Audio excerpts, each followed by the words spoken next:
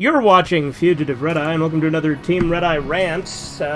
This is one me and Kino have been meaning to do for a fat minute, and that's snuff films are very obviously real, and all of the so-called experts that tell you otherwise are either retarded or psyoping you. Yeah, absolutely. You know, there's a majority of these things. It's well, first of all, let's just bring up the fact that it's even a term. You know, so why is this terminology exist yet? It's for something that doesn't even exist in reality. And also, it's something very simple that you know would be a thing. There's definitely recorded footage of death, right? Right, so, and even yeah. with so basically the basic concept, it's all over the place. Like even mainstream shit, like there's things like traces of death and things like that. If we're going on that level now. You might get these people that are like, oh, well, snuff means it was specifically made for profit. It's like, there's already arrest records for shit like that, like Peter Scully and Mad Dog McKenna. Yeah, exactly. Like, documented cases, you know, that they've tried now to retcon and say that these things don't exist. They've also tried to scrub them off the internet. Like, you can barely find anything about Mad Dog McKenna on the internet now, and that's because they don't want you to know that snuff films ever were documented existing, or you know that there was ever anybody prosecuted for the distribution of snuff films. And people very deliberately, like when they talk about like Peter Scully, they bring up the, you know, sex abuse aspect, but they never bring up the fact that he literally killed them in the videos too, and then sold and distributed them. That's just a crazy psyop, you know. Yeah, and another thing is, there's a lot of serial killers, you know, like John Wayne Gacy, and the Son of Sam, which, there's evidence out there that they were actually involved in some sort of snuff ring, and that they weren't, like, solo killers. Yeah, there's what was known as the Hand of Death cult, which had notable members such as Otis O'Toole, and I forget his accomplice's name, but anyways, Henry Lee Lucas. Yeah, Henry Lee Lucas, yeah, the guy who Henry Portrait of a Serial Killer was loosely based on. Right, and they were claimed members of with this Hand of Death or whatever, which also Mad Dog McKenna claimed to be a part of as well, which I think was probably some kind of CIA created network for who knows what. Well, I think that it absolutely is orchestrated the way that they shift the goalpost on the definition. They're like, oh, well, it has to be solely made for profit. So they, like, try to rule out any ones that were, like, made of compilations, or anyone who just did it for, like, the pleasure of it. Like, they'll be like, you know, things like Three Guys, One Hammer, that's not snuff because they didn't sell it. And it's like, that seems like a weird and arbitrary distinction. Yeah, it really is. It's exactly what you described it perfectly. It's weird and arbitrary. It does make you really wonder why they're trying to get people not to believe in this. And what's the real reason they're doing this? Why is it so deliberate, and why is it so heavy-handed?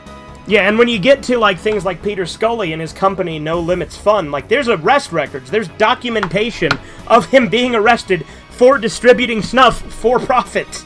Now, the truth is, I would say, the reason that a lot of this stuff wants to be put into the fantasy realm, and that's because it's extremely true, and the people that are connected to a lot of this snuff stuff are elite and are like well-known people, I'm sure.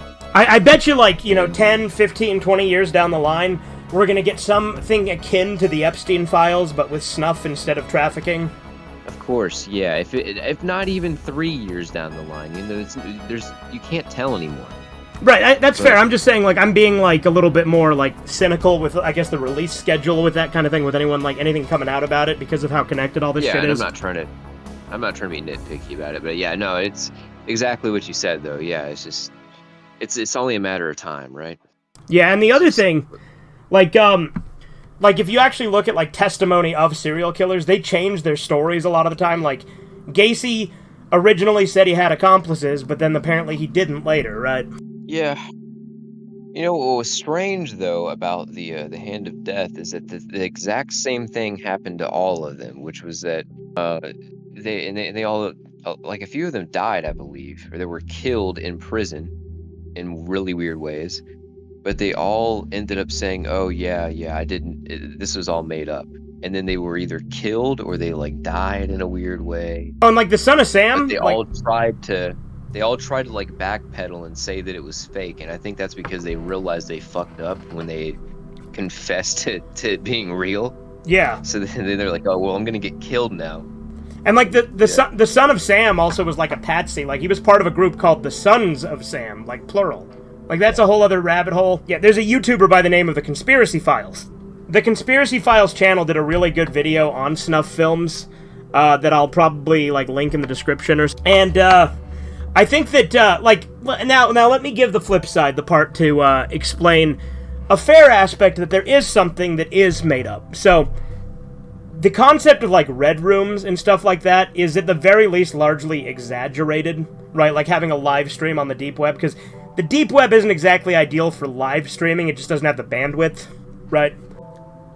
When people talk about red rooms and like creepypastas and shit, there's obviously an element of exaggeration with that. There is stuff out there. There is also sort of a mystique and like sort of creepypastification of the deep web with shit like that, right? I like that term. Yeah. Creepypastification. So like there's that, and then there's also like cases of like false snuff films, right? Like where like the guy who made Cannibal Holocaust got arrested and had to prove it wasn't snuff. Or like there's a movie called Driller Killer that ran into similar issues, or the guinea pig movies when they came over here. So I'm not saying there's no hoaxes and none of that fake shit out there, but I think that in a way those get over-publicized as hoaxes to try and delegitimize the concept of snuff because, again, they don't want us to talk about it, right?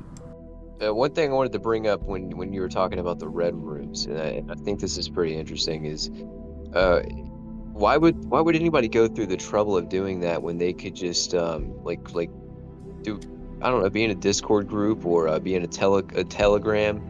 I think it's Telegraph or Telegram or something. No, I guarantee a Telegram has all sorts of snuff shit on it.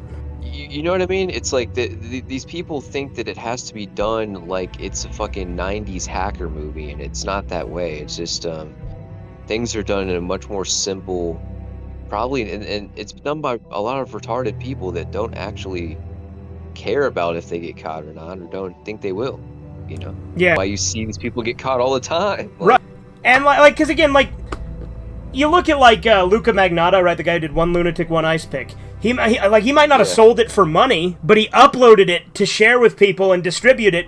So he might as well have. He just didn't make money, and yet by some distinction, that makes it not a snuff film. That's retarded to me. I think that's exactly what a snuff film is, regardless. If you're distributing it as a titled media thing, you know, like, I mean, come on.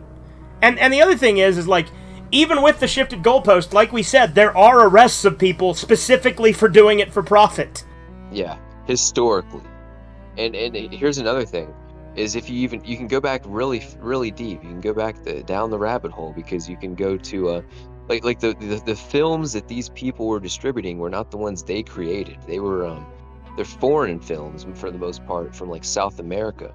So you had huge networks of like these people that were making snuff films in South America, you know, during like the 50s and the 60s and all the. It's just like, if that's the case, and that continued apparently up until like the 90s, but what the fuck, how are you gonna lie about that? Yeah, that's why it pisses me off when I see like YouTube channels delegitimize it and say, oh yeah, snuff films actually aren't real. Like when Cold Raven's Nest said that was like the final straw for me stopping watching him. Yeah. Like Cold Raven's Nest. Regurgitating. Like, if you don't know Cold Raven's Nest, he literally does, like, reactions to basically snuff movies. Like, he does reactions to, like, fucked up mixtapes with, like, violence in them.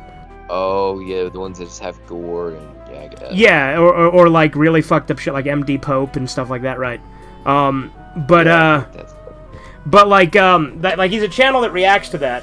Like, that was the final straw, was when he did a video saying snuff films weren't real. I'm like, alright, guy, I'm done listening to you jabber on.